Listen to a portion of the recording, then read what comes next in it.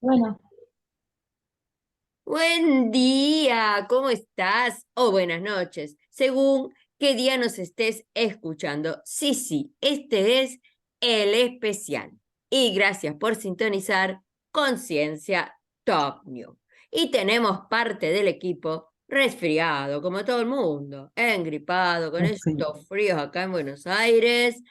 Y así que se están cuidando. Saludito a Claudio Cruces, a Clelia también, y a todo el equipo que también está trabajando, como Cari, pero nos mandó, Karina del Greco nos mandó bastante su opinión sobre este tema que estamos tratando, ¿no? Este homenaje que sigue a Emilia Ferreiro. Y tenemos mucho de lo que nos mandaste vos. Muchas gracias que te pedimos ese audio de qué pasa en las aulas, cómo enseñás a leer y escribir. Primero nos saludamos, a ver quién llegó a la radio. Hola Liliana, ¿cómo estás? Hola Luisa, hola Marta, buen día. Hola, buen día Hola, Martita. hola, buen día Luisa, hola Liliana, ¿cómo están? Bien, bien ahí. Esta, esto del especial me encanta a mí, porque es una excusa para juntarnos a charlar, a reflexionar. Y cuando tratamos temas educativos, es como que revisamos toda nuestra historia en las aulas, porque somos historia, gente. Acá no hay nada muy actual, ¿eh? Todo jubiladas y eso. Bueno, ¿qué les parece si empezamos escuchando algunos de los audios? Por ejemplo, el de la licenciada Silvia Coseglia, muy interesante, que siempre aporta. A ver, ¿cuál es este, el de Silvia? Vamos a ver si se escucha bien. Ustedes me dicen cualquier cosita. Gracias, Luisa, gracias. Lindo escucharte. Bueno, no, si uno piensa en Emilia Ferreiro como discípula directa de Piaget, en donde se basó la psicogénesis para armar su teoría del constructivismo, donde el constructivismo no tenía que ver solamente con la alfabetización, sino con todos los aprendizajes, que siempre hay un primer indicio y eso se va construyendo y reconstruyendo y desconstruyendo y construyendo nuevamente hasta formar su propia teoría y hasta asimilarla a lo que es el aprendizaje en general.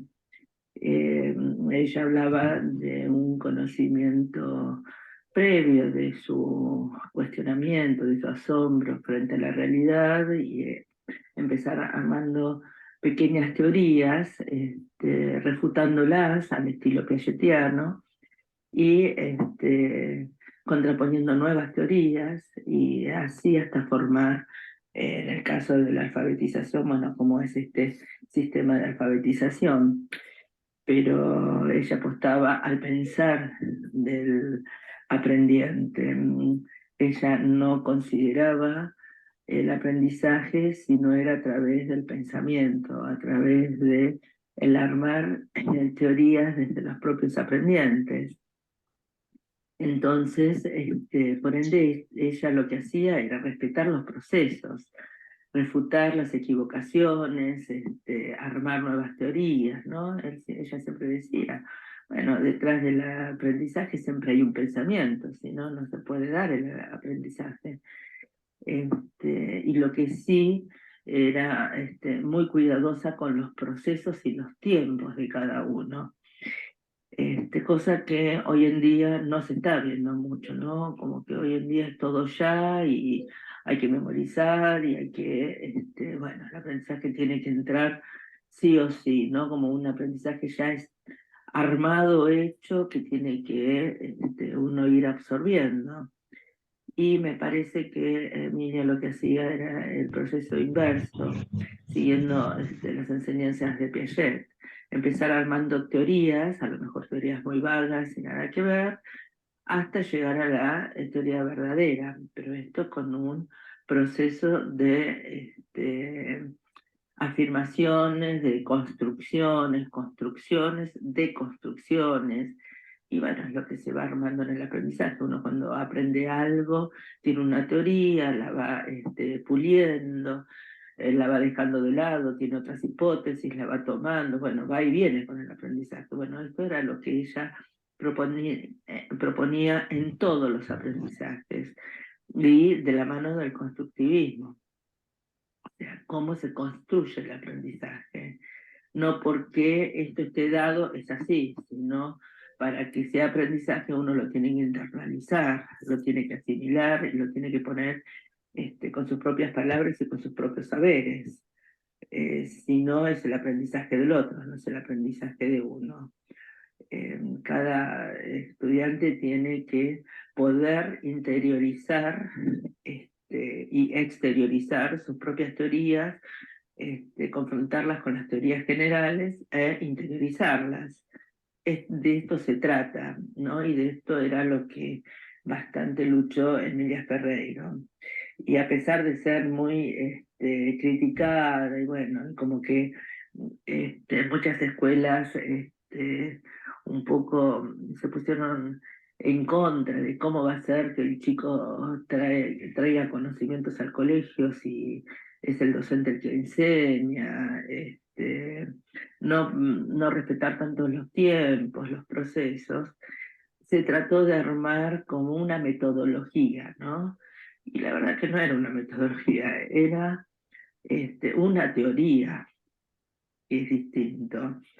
Y empezaron a salir fórmulas y fórmulas de cómo enseñar psicogénesis, y la verdad que es un proceso más individual que grupal, ¿no? Más personalizado. Entonces, lo que servía para algún chico personalizado, a lo mejor no le servía para otro, porque estaba en otro tiempo, en otras formas de armar otras teorías, etc. Acá se rescataba el aprendizaje individual, más que la homogeneización de los aprendizajes.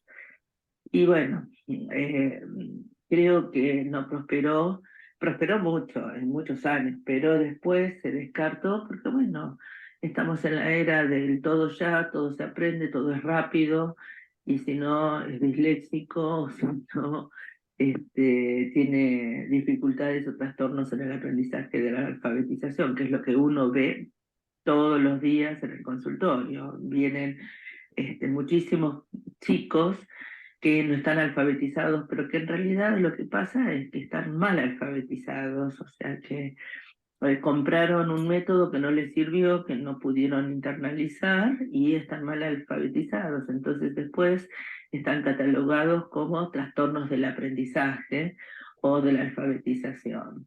Esto se ve a diario. Bueno, era un aporte chiquito. Bueno, Silvia Coseglia, para mí siempre es un placer, es un repensar, ¿no? Te hace reflexionar mucho sobre tu quehacer en el aula, respetar los procesos, dice. Aprendizaje que tiene que ver con el pensamiento, que ese aprendizaje interiorizarlo. Qué conocedora de esto de la psicogénesis. Gracias, Silvia, porque aparte está enfermita, ya empezaba a toser a lo último, pero ella quiso aportarnos esto. ¿Cómo seguimos, Lili? Porque después tengo 2 audios más de maestros que están ahora enseñando a leer y escribir. Pero seguimos con el especial. Lili. Bueno, me parece excelente todo el aporte de Silvia, le agradecemos mucho. Y me quedo con esto de que los chicos tal vez estén mal alfabetizados. Habría que ver cuáles son las causas de por qué están mal alfabetizados. Y de que luego las dificultades que tienen se terminan catalogando como trastornos de aprendizaje o de la atención. A mí me gustaría, digamos, si tenemos un tiempito, volver a recordar, dado que estamos en un homenaje a Emilia Ferreiro, Sí. que Emilia Ferreiro era una investigadora. ¿Y qué es lo que investigó? Investigó en el campo de la psicología, por eso Silvia habla de una teoría, cómo se construye el objeto escritura en la cabeza de los niñitos y de los adolescentes. ¿no? Entonces, esto es importante porque todavía sigue habiendo confusiones, que lo que ella arribó es a, digamos, investigar la teoría psicogenética aplicada al objeto escritura, a cómo se construye el objeto escritura y lectura. No nos está hablando del aula, no nos está hablando de métodos de enseñanza de la escritura y de la lectura. Y en ese sentido, a mí me parece muy importante recordar que hizo Piaget, porque el constructivismo viene de Jean Piaget, tan importante en educación, también abocado al campo de la investigación psicológica. Tal es así que el que era biólogo, a partir de sus investigaciones en la Escuela de Ginebra,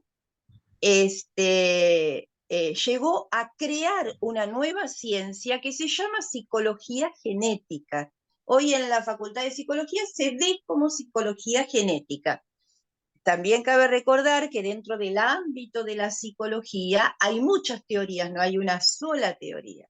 Tenemos la teoría de Vygotsky, que es sociohistórica, tenemos Freud con su psicoanálisis, y tenemos Piaget con la teoría psicogenética. Para mí estas tres que nombré son teorías fuertes. ¿Por qué teorías fuertes? Porque tienen un método de investigación que se aplica rigurosamente durante años, años, años y años. La Escuela de Ginebra todavía existe, allí estudió Emilia Ferreiro, allí hizo sus investigaciones. ¿Y cuál es el método que aplican? El método que aplican son entrevistas clínicas, es decir, ¿cómo se llegan a estos conocimientos? ¿De qué manera arribamos a estos conocimientos? Que luego nos van a servir de base para la didáctica y la pedagogía, pero la didáctica y la pedagogía la tienen que pensar los docentes o los que se dedican a la educación, ¿no? Ahora, ¿cómo hacían ellos sus investigaciones? Aplicando entrevistas clínicas a miles de niños replicados en diferentes lugares. Emilia Ferreiro las aplicó aquí, las aplicó en Israel, las aplicó en México, las entrevistas. ¿No? Entonces, a través de esas entrevistas, que son un montón durante años, años y años, un arduo trabajo. A esto me refiero también haciendo alusión a lo que dice Silvia, que no hay cuestiones rápidas. Si queremos remitirnos a la época actual y queremos ver qué pasa en la época actual con estas cuestiones, que luego por ahí lo podemos ver. Pero es un arduo trabajo de muchos años. Es un trabajo de la ciencia, realmente hecho en serio, bien hecho. Entonces, a partir de esas entrevistas, partiendo de una hipótesis, método científico hipotético deductivo, se parte de una hipótesis. Piaget ya tenía en la cabeza, porque él había trabajado con test. Entonces, en los test, antes de todo esto, cuando él era biólogo, decía, pero los chicos se equivocan siempre en lo mismo y siempre a la misma edad. Entonces, a partir de ahí le surgió una pregunta: método científico hipotético deductivo, lo que hoy día falta en todos los ámbitos de la vida cotidiana, de la ciencia, de la educación. Entonces, con esa teoría, con esa pregunta, todavía no es una teoría, perdón, porque hay que armarla, hay que justificarla, hay que probarla con un método. Pero a partir de esa pregunta, ¿cómo es que los chicos se equivocan siempre en las mismas cosas a las mismas edades? Se abocó a aplicar este método que son las entrevistas clínicas, y ahí sí probó, y como dice Silvia, armó una teoría en donde en determinadas edades hay ciertas regularidades. O sea, cosas que son similares para los chicos de 0 a 2 años, de 3 a 5, de 6, 7 a 11, según él en Suiza en su momento, y de 11 a 15, que son los diferentes momentos o periodos que él luego arriba a esa conclusión. Y estas entrevistas clínicas, yo les voy a leer una de ejemplo, que es cómo se indaga qué es lo que tiene el chico en la cabeza, en el ámbito de la psicología. Es muy graciosa aparte. Y remite a una época que es de 3 a 5 años, que es la época del animismo infantil. Ahora cuando la lean se van a dar cuenta que es el animismo infantil. Esto se ve en la construcción del número, en la construcción de los conceptos sociales, en la construcción de las ciencias naturales, en la construcción de la escritura. Entonces, acá les voy a leer un fragmento de protocolo. Tienen una manera rigurosa de ser escritos. Emilia Ferreiro y Marcela Curlat usaron los mismos protocolos con la misma manera rigurosa de ser escritos. Y este es un fragmento de protocolo extraído y adaptado el formato de Piaget, Jean, 1931, Filosofías Infantiles, en J. del Val, compilación, 1978, Lecturas de Psicología del Niño, el Desarrollo Cognitivo y Afectivo del Niño y del Adolescente, Alianza Madrid, capítulo 33, Filosofías Infantiles, página 291. Entonces, Jacques tiene 6 años. Entrevistador, ¿se mueve el sol? El niñito, sí, cuando yo camino, él camina también. Cuando yo me vuelvo, él se vuelve también. ¿No lo sigue usted nunca? Entrevistador, ¿y por qué se mueve? Porque cuando camino, él camina. ¿Y por qué camina?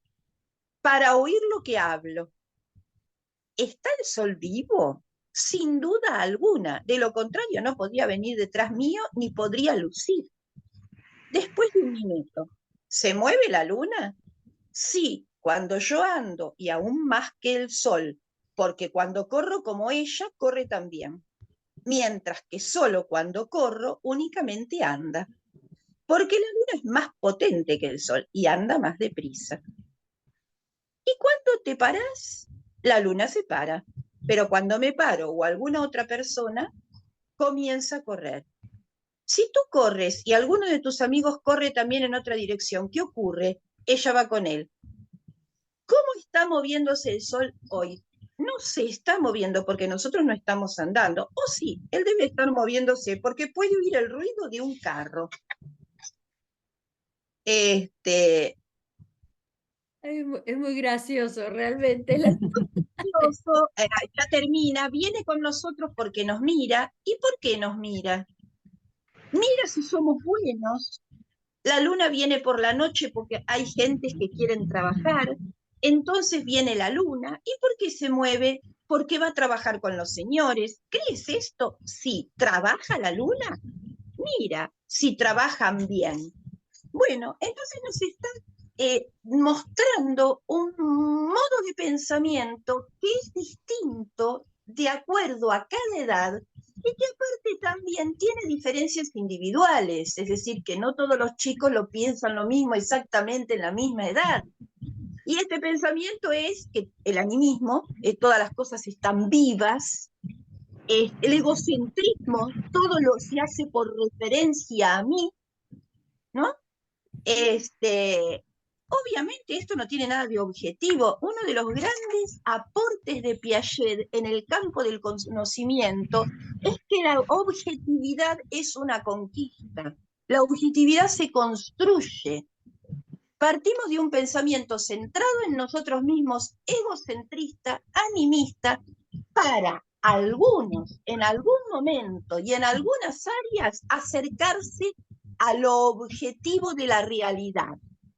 Esto para mí es importantísimo porque lo vemos en el plano social todos los días.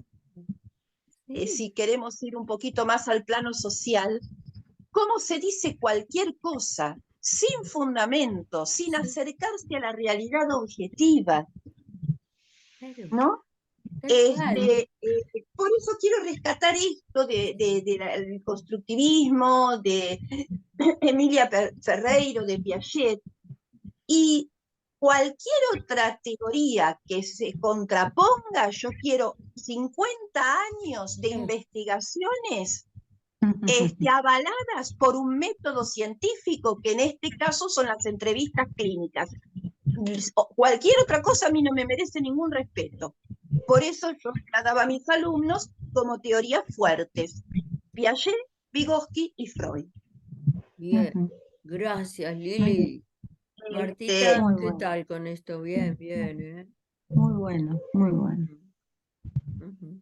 No te escuché, ¿qué dijiste? No, que está buenísimo y pensar que esto es ahí apenas un granito de arena en todos esos 50 años de investigación, ¿no?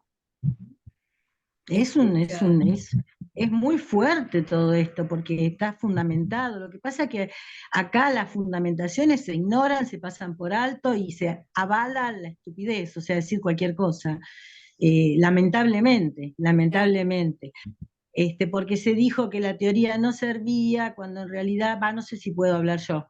Sí, sí, Me puse a Martita, hablar. sí, sí. Que la teoría no servía, cuando yo digo un maestro que copia la planificación de otro maestro difícilmente pueda entender cómo se enseña la psicogénesis. Claro.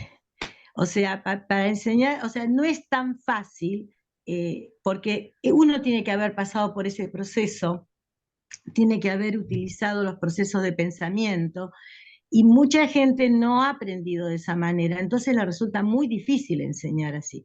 Hubo muchas fallas en el trabajo de educación porque los maestros no sabían cómo aplicarlo, no sabían qué tenían que hacer. Ahí es donde hubo las fallas. Y también hubo muchas fallas en la formación. Yo trabajé 20 años como docente y 12 años trabajé como maestra de primer grado, y yo me quedaba 3 años con los chicos, o sea que veía todo el proceso. Entraban sin saber leer y escribir y salían leyendo, escribiendo. Entonces, todo un proceso que había que hacer. Y yo tiendo a veces a simplificar para que la gente entienda cómo es la cosa. O sea, nosotras tuvimos una formación docente, terminamos en el secundario con profesoras de la Universidad del Salvador, una en filosofía, otra en ciencias de la educación. Veíamos Piaget, veíamos un montón de bibliografía que no sé por qué no la ven los maestros. Y yo me acuerdo que Piaget hablaba la biología, como una célula incorporaba en su estructura un objeto y lo ponía dentro de la célula, y eso se transformaba y pasaba a ser parte de la estructura de la célula. O sea, que se modificaba la célula, ya era distinta porque había incorporado, y ya avanzaba sobre otro objeto con otra estructura, que es lo que estaba explicando Liliana. O sea, en la cabeza del chico, cada cosa que va incorporando va modificando su forma de pensamiento. Esa es la construcción del pensamiento. Si no, no se entiende qué quiere decir construir el pensamiento. Quiere decir que el chico va armando sus teorías y sus propias hipótesis y después las va modificando. Cada persona hace procesos diferentes de acuerdo a sus capacidades personales, su historia, lo que vivió en su familia, el país donde vive, el grupo. Emilia trabajó con distintas clases sociales, con distintas historias, con distintos países, o sea que tenía muchísimos elementos para probar todo esto. El trabajar con los chicos te permite darte cuenta que yo estoy totalmente convencida que esto es así, porque me daba resultados, pero había que trabajar, había que acompañar, había que entender esto que cuenta Lili del pensamiento del chico, pero los chicos te dicen cosas que desde su lugar es así, es la teoría que ellos están investigando, después la modifican, pero vos tenés que estar abierto a eso, ir acompañando el proceso.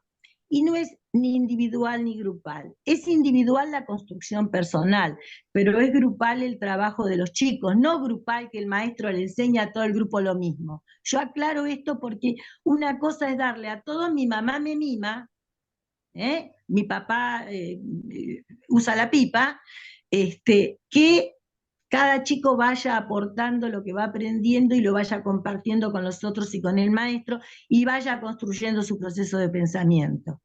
Claro, Esto es muy difícil para un maestro porque tenés 20 pibes que están pensando diferente, que todos te hacen preguntas. ¿Cómo haces para ir? Como hacía yo, iba de mesa en mesa, pero mientras tanto ellos iban trabajando, no estaban esperando que yo llegue, ellos ya iban trabajando entre ellos. O sea, tenés que tener un manejo de grupo increíble y un manejo de de poder cambiar las cosas, porque si vos le vas a copiar una planificación y vas a venir a darle lo que el otro maestro le dio al otro grupo, olvídate, no vas a poder enseñar nada. O lo que se hacía también, se enseñaba con un método estricto, entonces los chicos aprendían, pero nadie sabía qué proceso usaban para aprender. Y había algunos que tenían la flexibilidad de acomodarse y aprendían, y otros que aprendían mal, porque aprendían, pero no, sabían leer y escribir, pero no entendían lo que leían y escribían. Claro, Marta, ¿sabes qué me preocupa a mí? Que hoy en día está, como siempre, cada vez que va a cambiar un gobierno o demás, ¿no? Una política, están todos preocupados por la crisis de la educación, ¿no?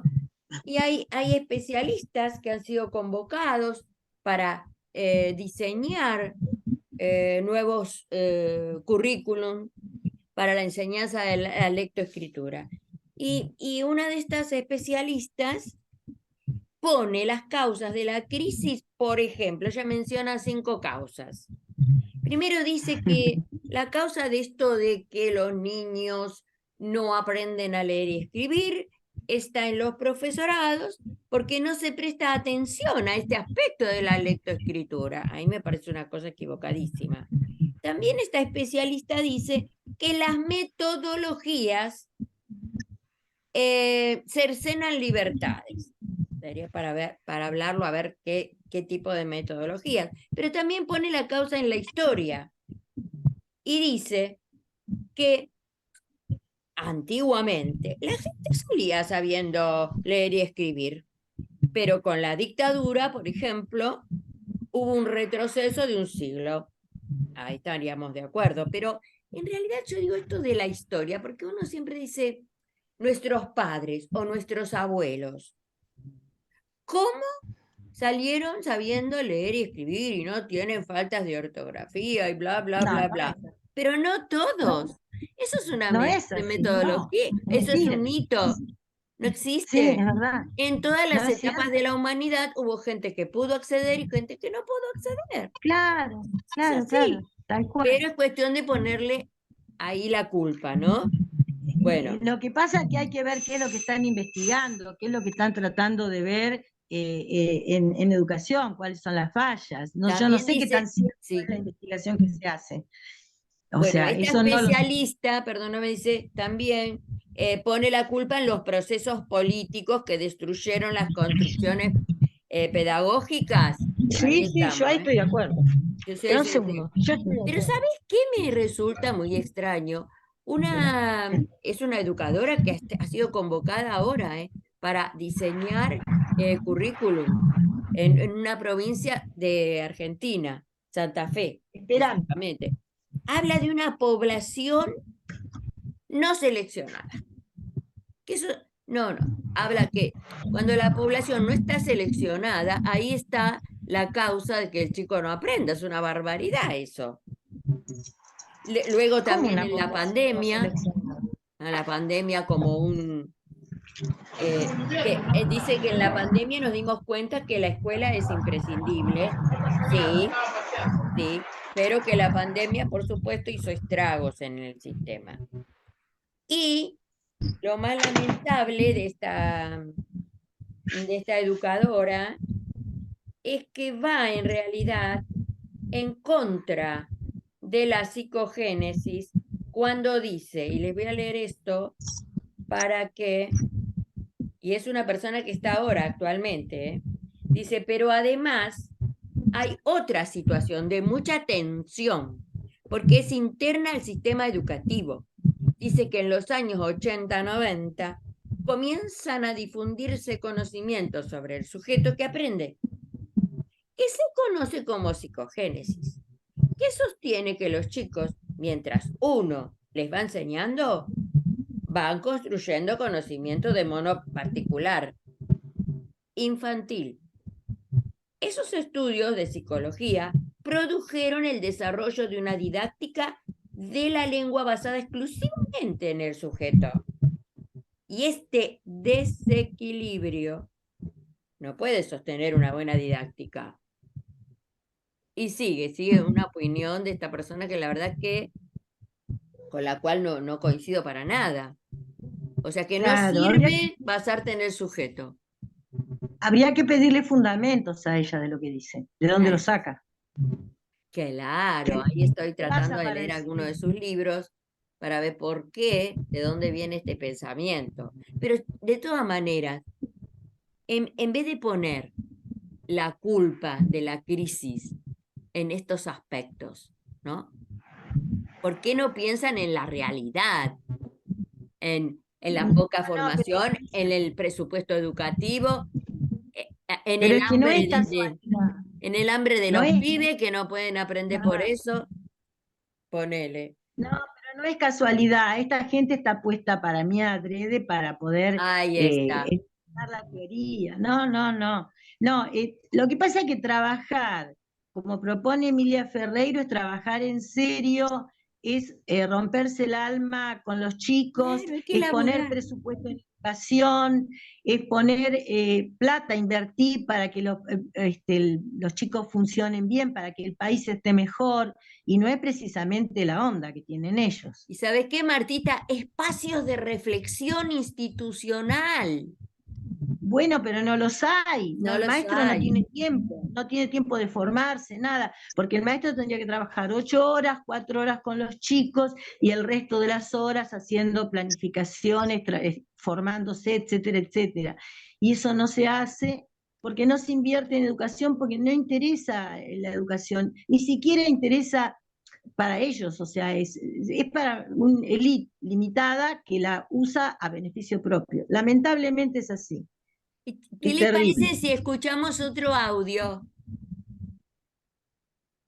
¿Eh? De una maestra, a ver si es este. A ver si me toca.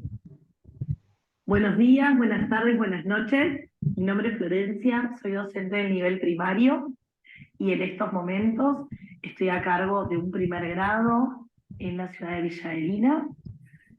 Bueno, y les quería contar cómo trabajo con los estudiantes el proceso de escritura y lectura. Se busca que a través de escrituras espontáneas ellos y ellas escriban teniendo en cuenta sus intereses y también sus posibilidades.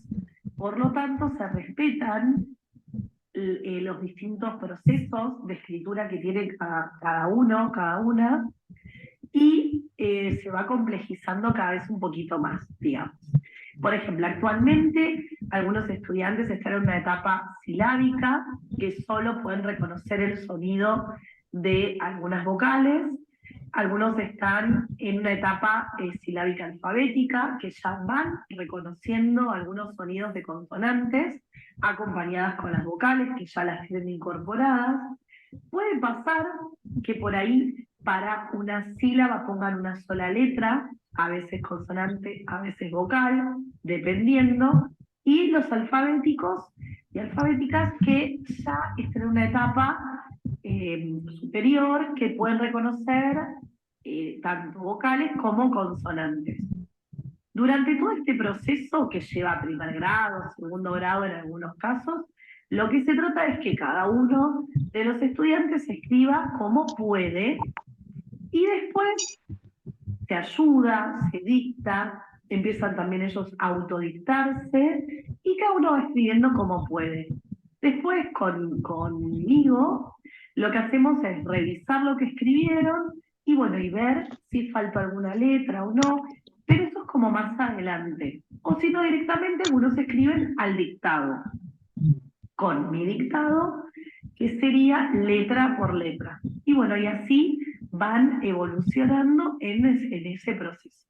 Justamente hoy hice una lectura de un cuento que ellos ya habían leído, que fuimos leyendo en grupo, y cada uno fue leyendo, haciendo sonar cada una de esas letras. Y practicando eso. Lo leemos una vez, lo leemos otra vez, y así para que vayan adquiriendo también la lectura. Así que bueno, espero que les sirva este mensaje y un beso grande a todos. Buenos días, buenas tardes, Gracias, Flor. Qué bueno, una maestra que está ahí en el campo. Bien, bien. Me gustó, ¿eh? ¿Qué les pareció? Ah, entró Clelia. A ver si Clelia tiene el micrófono. Vamos a ver. Sí, completa, entró Clelia. Hola, buen día, compañera. Ahí, recuperándose, pero bueno, está presente. Y ya Bueno, vamos. buenos días a todos. Sí, ya Buenos pasamos días, la. buenos días. Sí, sí, la Me mitad. parece, Luisa, que con Sí, respecto a lo que decían los ambos comentarios, bueno, con respecto al texto yo tengo que leerlo primero claro. porque es difícil opinar si uno no lo lee en su totalidad. Sí, sí, sí. Y ahora lo que me preguntaba, si, digamos, hasta ahora o en algunos momentos se utilizó una didáctica de la lengua basada en el sujeto y que eso pareciera que la connotación no es del todo positiva según esta autora, Claro, y basada en qué o en quiénes sería la didáctica de la lengua. eso. Pero bueno, prefiero primero leer y después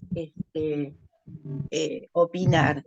Y después con respecto a Florencia, aparte del reconocimiento de letras, que es un punto de llegada, porque con didáctica, la metodología didáctica que ella aplica, el reconocimiento de letras, el reconocimiento de sílabas es un punto de llegada, es al final que se van reconociendo. No es como punto de partida, como cuando se empleaban los métodos didácticos de unir letras, de unir sonidos. Pero es más, un poco más allá que el reconocimiento de letras. Hay funciones lógicas, funciones de pensamiento lógicas, que tienen que ver, por ejemplo, con la correspondencia. En el momento silábico, la correspondencia es de una sílaba a un sonido. En el momento alfabético, que es cuando los chicos ya están arribando al sistema de escritura convencional, la correspondencia es uno a uno, es un sonido con una letrita. Y aparte hay otras funciones psicológicas que se ponen en juego, que debieran ponerse en juego en este proceso, que una de ellas muy importante es la comparación. Si vos tenés un ambiente alfabetizador, que se habla tanto, en donde vos tenés carteles con palabras seguras, a donde los chicos pueden acudir, los adolescentes o los adultos, que por empezar tienen que ser los nombres de ellos, ¿no? Pero otras palabras que tengan significación para ellos, entonces se va haciendo una comparación entre las nuevas palabras y esos cartelitos que son palabras seguras a las cuales pueden tomar como un referente. Entonces, si tenemos papá y tenemos pajarito, bueno, se activa ese proceso de comparación. Hoy, mira, empieza con el mismo pedacito. O estas palabras empiezan con la misma letra, o terminan con la misma letra. O sea, es mucho más que reconocer las letras. Hay procesos de pensamiento implicados en esta manera de trabajar. Es eso lo Sí, que hay que desarrollar o apuntar a que se desarrolle, ¿no? sí. ¿Me permitís Martita. que te diga algo, Ah, Lili? ¿Me permitís un segundo? Flor es mi sobrina. Ella trabaja así como decís vos. Lo que pasa es que en la escuela le piden esto de las letras. claro. Entonces Ajá. ella tiene que disfrazar un poco para que no porque tiene que, se lo exigen, pero ella sabe trabajar y hace como decís vos. O sea, ¿qué es lo que hacíamos nosotras? Yo tenía un alumno en primer grado, te vas a reír, que por ahí yo le hacía un dictado, sacaba el libro de lectura, buscaba el dibujito y se copiaba la palabra. O sea, claro, o sea, yo me reía, pues decía, qué bueno, porque él podía darse cuenta cómo encontrarla. ¿Qué es lo que hacen Claro, los chicos van buscando métodos para poder y después van fijando y van aprendiendo. O sea, que claro, eso los era criticado por los textos, una maestros. escrita que se repite por ahí. Eso me Bueno, pasa a mí, me pasa a mí texto, con los adultos. cortito y no podía explayarse en todas estas mecanismos de pensamiento, digamos. Bueno, Claro. Pero en tiempos, el ¿no? niño es más fácil, porque, por ejemplo, yo te decía de los adultos, ¿no? que están en esos poquitos años que allá hace mucho tiempo pudieron ir a una escuela y están en lo memorístico. Entonces no se pueden desatar, desprender de lo que tienen en su cuaderno y buscan atrás. Y no pueden, pero bueno, ya se están acostumbrando a ese pensamiento más libre, que ellos pueden usar su lógica. Y es una cuestión de entrenamiento, ensayo-error y todo eso que es re bueno para el aprendizaje. Clelia, saludanos, ¿cómo estás con esto de la Sí, lectoescritura? ya lo saludé, estoy mejor, Así. muchas gracias, medio descuadernada, pero mejor. Este, ¿podría aportarles algo desde los orígenes, digamos? Sí.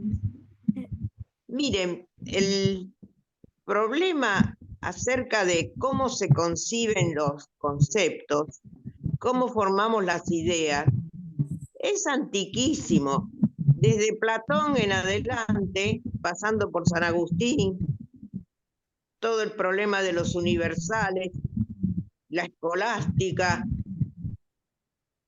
Santo Tomás, Kant, pasando por todos esos, llegamos a Kant. Kant es como una revolución dentro de la teoría, la concepción de un sistema acerca de cómo se conciben las ideas.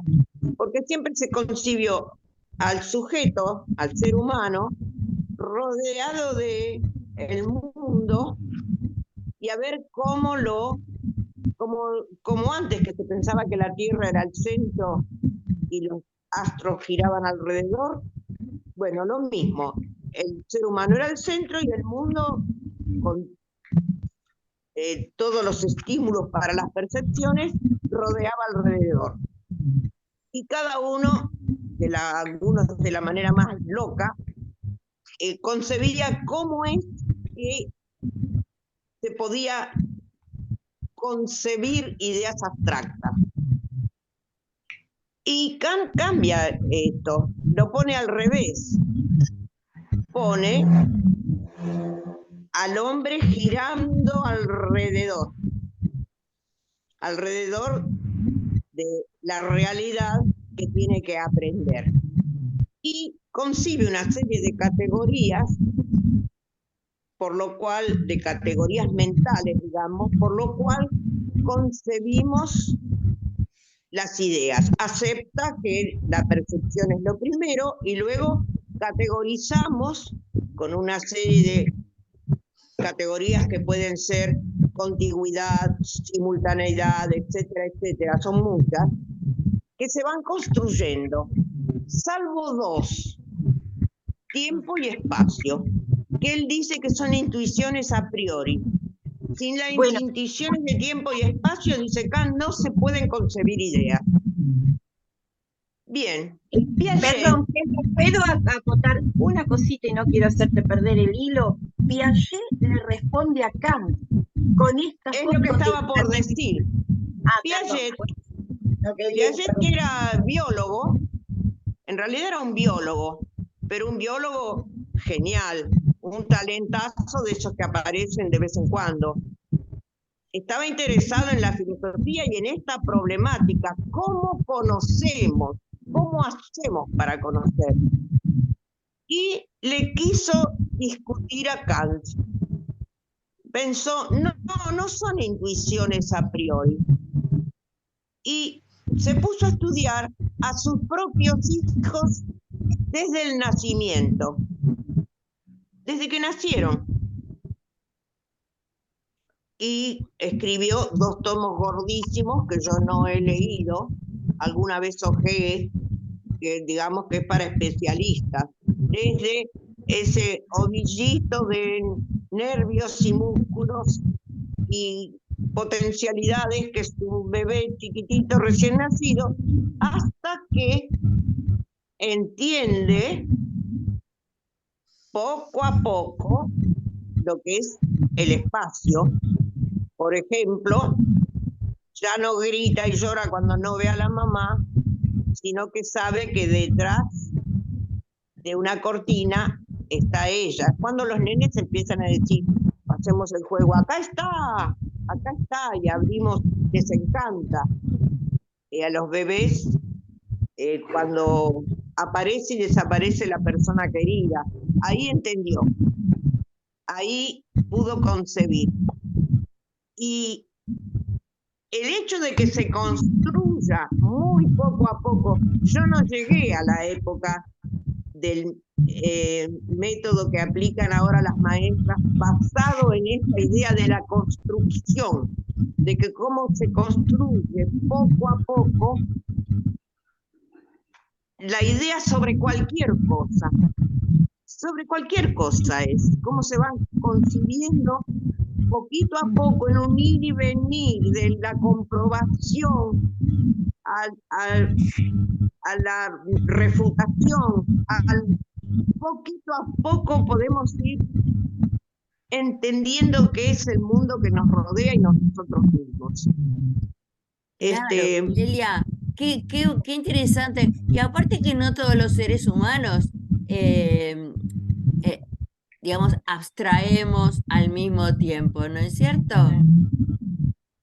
Claro, en realidad para cualquier cosa es así. Claro.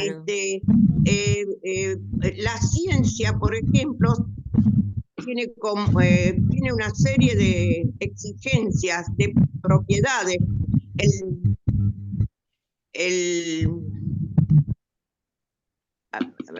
No me quiero confundir con porque las palabras son unívocas, tienen que usarse para estas cosas. El trabajo científico exige, por ejemplo, son como 14 o 15 propiedades necesarias. Una de ellas es la comprobación. Y eso es desde chiquititos, que tienen que comprobar, por ejemplo, cómo se conserva la materia, tanto en un choricito largo como en una pelotita. Eso lo hacemos todas las docentes. Entonces, es la misma cantidad. Poco a poco es esto. Y hay que respetarlo. No sé, antes también aprendían a leer y escribir los chicos. Pero bueno, entrañaba bastante sufrimiento, sobre todo para algunos, y más tiempo. Claro, Clelia, y siempre hubo... Y que no se aprovechaban, como dijo recién Lili, no se aprovechaban otras potencialidades de la capacidad de conocer en beneficio solamente de la letra. Claro. ¿No? Bueno, necesitamos aulas con menos chicos para poder seguir a cada uno en su caminito propio. Exacto. Cosa que no sucede, al contrario, creo que cada vez van a ponerse más porque para eso se necesita dinero y pagar docentes. Bien pagados. A mí me preocupa, Clelia, cuando dicen, porque todos aprendían a leer y escribir antes. Ahora nadie. No, a ver. Eso tiene que ver con la realidad social, política y económica de un país también. La pobreza. El analfabetismo no es porque haya fallado una teoría, un método, lo que quieras. Es porque hay otra variable que no conviene para el poder, no conviene ponerlas en el tapete. Entonces, echémosle la culpa a la formación en los profesorados, a esta teoría, este método, no sé qué.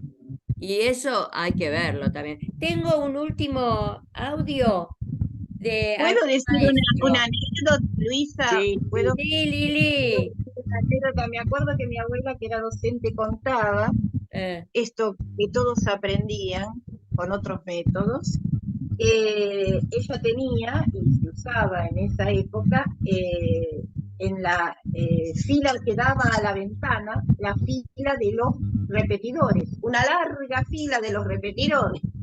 O sea, el aula estaba separada en dos grupos, los que aprendían y los que no podían aprender, digo, por esta... claro, Lili, y esos eran mejor y que los métodos antiguos eran mejores que los actuales. No, y esos eran los que llegaban, pobrecitos, a los 12, 13, 14, 15 años todavía, ahí sentaditos en ese banquito de los repetidores, y después abandonaban. Deserción, porque hubo en todas las épocas. Porque no se tenían en cuenta esto de los procesos, ese respeto al proceso de cada uno. Bien. Vamos a escuchar el último audio que tengo. También Karina nos mandó su apreciación, porque claro, está trabajando. Pero bueno, vamos a escuchar este, a ver si lo podemos escuchar. Buenos días, soy Jorge Luis Hernández Valdés, escritor colombiano, hablo desde acá de San Basilio de Palenque, Colombia. Se enseña a leer y a escribir actualmente de forma pedagógica, de forma lúdica, utilizando una herramienta valiosa que es la tecnología. Los grandes avances tecnológicos, computador, tablet, y también enseñando a los niños hábitos de lectura, enseñándolos a dibujar, a escribir su nombre. De esa forma práctica se enseña. Bueno, cortito lo que nos dice este maestro colombiano, o sea, él generaliza, pero evidentemente es algo que él utiliza en el aula, porque bueno, la tecnología, realmente en escuelas, por lo menos en las que trabajo yo, la tecnología es imposible, porque no existen los celulares, hay un celular para toda la familia, y las famosas computadoras que tal vez nos dan, siempre les faltan algo, chicas. O nos dan la computadora pero no tienen el cargador, o nos dan 2 computadoras para 20 chicos. Es imposible utilizarlo, por lo menos en las escuelas donde trabajo yo, ¿no? Bueno, eso sería lo que tengo acá de audios que nos mandaron. Por ahí, en la próxima semana seguiremos con esto. Vamos a ver, vamos a ver. Bueno, pero vamos cerrando, ¿eh? Vamos cerrando el programa de hoy. ¿Qué más quieren agregar? Y que para analizar estos fenómenos no se pueden analizar solo al interior de la escuela y solo pensando en el método. Como decías vos, Luisa, hay que tener en cuenta el sistema educativo, las políticas educativas, la situación económica y política del país, la tecnología también, que los chicos están tan absorbidos, digamos, por la imagen en detrimento de la lectura y de la escritura. Es decir, no puede quedar reducido a una sola variable. Como todos los fenómenos están atravesados por muchas variables. Entonces hay que tratar de verlas seriamente o de investigar seriamente todas las variables, no una sola. No es una cuestión de método pedagógico solamente. Tal cual, Lili. ¿Cómo cerramos, Martita? Y a mí me quedo pensando, ¿viste? Me preocupa mucho todo esto, porque la acción está pensada desde dónde y para quiénes.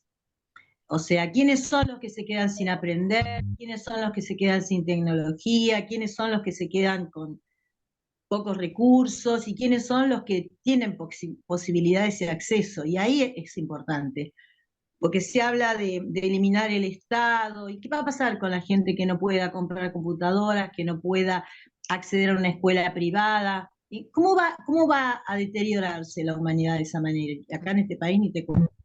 Entonces me preocupa todo eso, Sí. donde el método, que es muy importante, o la forma de enseñar es muy importante, queda un poco de lado con todas esas falencias que yo veo y no sé en qué momento esto va a cambiar. Porque, como decís vos, no te pueden dar una computadora sin el cargador o 2 computadoras para 20 pibes. ¿Qué van a aprender los chicos así? Sí. Es así. Es terrible. Es preocupante. ¿Es preocupante? Es preocupante, claro que sí, porque estamos hablando de desarmar un Estado que costó muchísimo construir, empezando por la escuela laica, gratuita y obligatoria de 1884, que la hizo Sarmiento, gloria y loor, y que puso la ley Laínez, que luego se sacó durante la dictadura, que ahora le quieren lavar la cara, donde el Estado estaba obligado a poner una escuela en las zonas de frontera, allí donde nadie las ponía. No sé si ustedes recuerdan la ley Laínez. Todo eso parte de la Sí, por el diputado Laínez. todo Sí, eso parte de 1420, que fue tomada como modelo en España para hacer su ley educativa. Estamos hablando de cómo se puede poner en debate, pero ¿qué tiene la gente en la cabeza para poner en debate la destrucción del Estado? Yo me pregunto eso.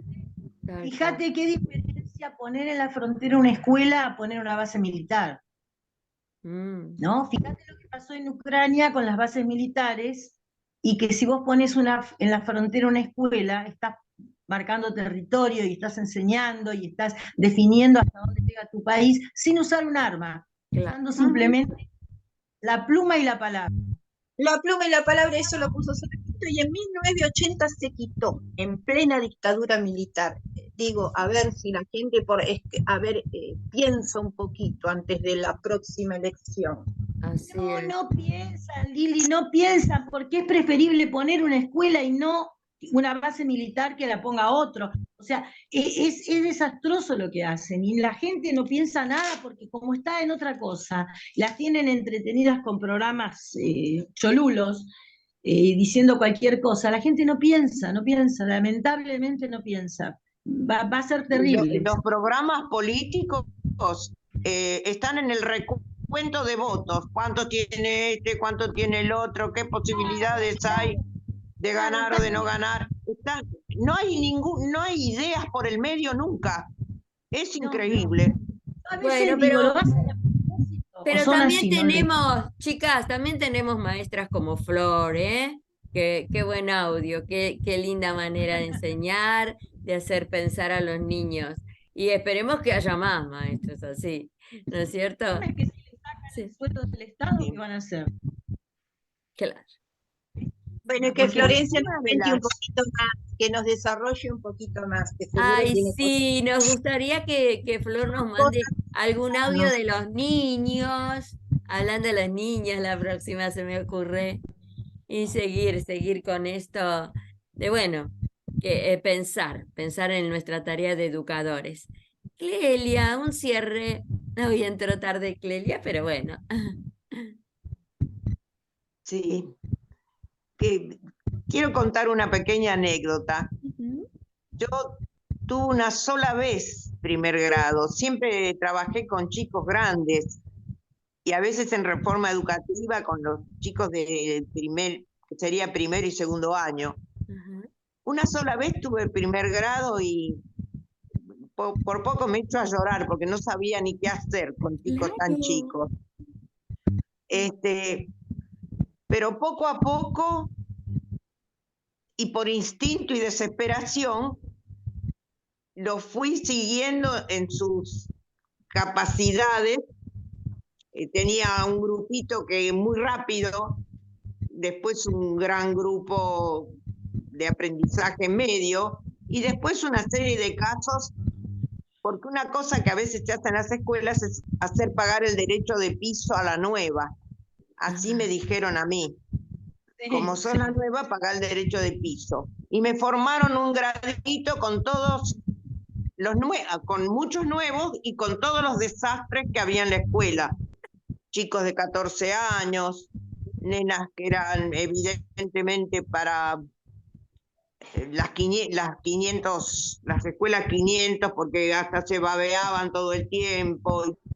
Bueno, así formamos el grado. Y me acuerdo que yo enseñaba con palabras generadoras, que es lo que aprendí como pude y rápidamente, porque tampoco me avisaron que iba a tener primer grado, lo aprendí aparte. Y una vez un chico trajo un patito vivo La gallina había, en el gallinero había hecho un montón de pollitos, pero un huevo era de pato. Y el pato era como la mascotita, y la trajo a la escuela. Entonces toda la planificación que tenía para el día la ignoré y aproveché el pato, que estábamos todos encantados con el pato. Y aprendimos pato. Qué lindo. Trabajábamos con plastilina y unas maderitas que me había hecho mi esposo, que tenía fábrica de muebles.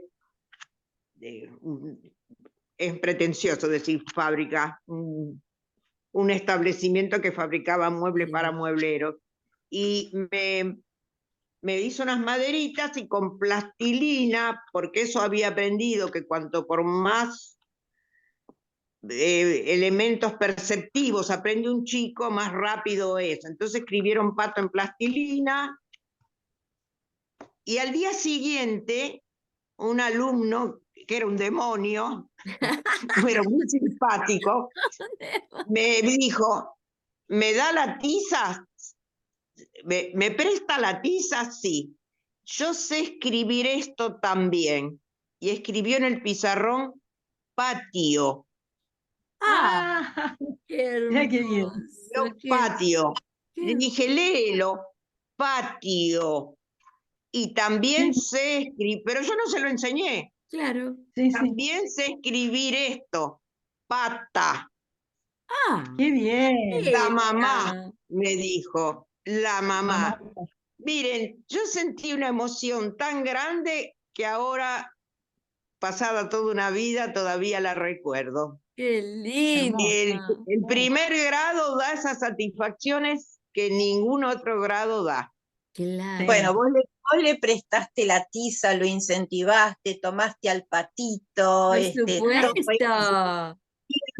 dejarlo hablar, dejarlo mostrar, digamos, ¿no? Siempre, Sí, Clelia, siempre escucharte es como que nos haces pensar, reflexionar. Yo escuchándote gracias. pienso también, qué importante la formación del maestro. Yo recuerdo una época en que se había hecho una capacitación especial para los maestros que iban a tomar los séptimos grados. No sé si ustedes Ujú. recuerdan. Sí, Tuvieron sí. que formarse especialmente y tenían como un puntaje Cursos especial hacíamos, y sí. estaban formados. Ahora, también, ¿no es cierto? Qué importante la capacitación para los maestros de primer ciclo. Claro, Sí, claro. sí, porque ahora vos ves, ayer, por ejemplo, una compañera suplente vino a adultos y no sé, de casualidad entré, porque ahora todo por internet, estaba y no, pero yo no sé nada de adultos, o sea, no sé, ¿entendés? Y bueno, ahí juntas en el aula estuvo viendo cómo se trabaja y demás.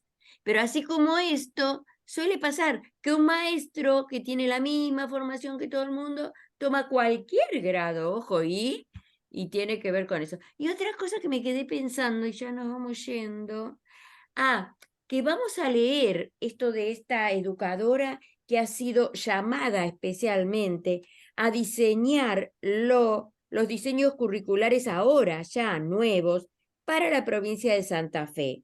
Tenemos ahí en el grupo todo lo que la nota que nos mandó Cari, ¿no? Porque en una de esas también dice que se tienen en cuenta esas evaluaciones, que esas evaluaciones nacionales, etcétera, y que se basa en eso. También para mí es otro error. Lo seguimos charlando, ¿les parece la semana que viene con esto de qué va a pasar ahora con los cambios de gobierno? Porque siempre, cada Sí. cambio de gobierno jamás se basan en lo anterior. Ponele, basate en lo anterior, por lo menos en los aciertos. A ver, Claro. ¿qué tomamos de eso para ir reflotando? ¿No? Pero no, cambian todo. Y bueno, y el maestro ahí, sin preparación, a ver, el nuevo diseño curricular. Y ahí se tiene, sin espacio de reflexión, por supuesto. Te mandan ahí un documento. Entonces, Luisa, leámoslo, o por lo menos un resumen. Vamos a leerlo, está en el grupo y lo comentamos la semana que viene. No, Bueno, vamos. Luisa, Sí, Luisa, sí, escúchame, Martita. una sola cosa.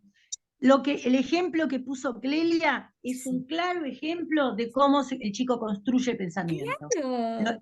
Ejemplo, ahí está en concreto todo lo que estuvimos hablando. Cómo el Claro. chico construyó su hipótesis y descubrió que podía armar otras palabras.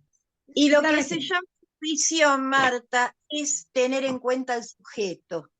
Claro, Esa es la claro, intuición. Exacto. claro, claro. Sí, tal cual, tal cual. Eso no Eso se tiene debe. que comprender los docentes, comprenderlo o traerlo es algo que casi a veces viene con la persona, pero se puede Claro. enseñar también, ¿no? Sí. Exacto. Sí. Nos vamos hasta la semana que viene. Bye, bye. Chau, chau. Bueno, chao. Gracias, chicas.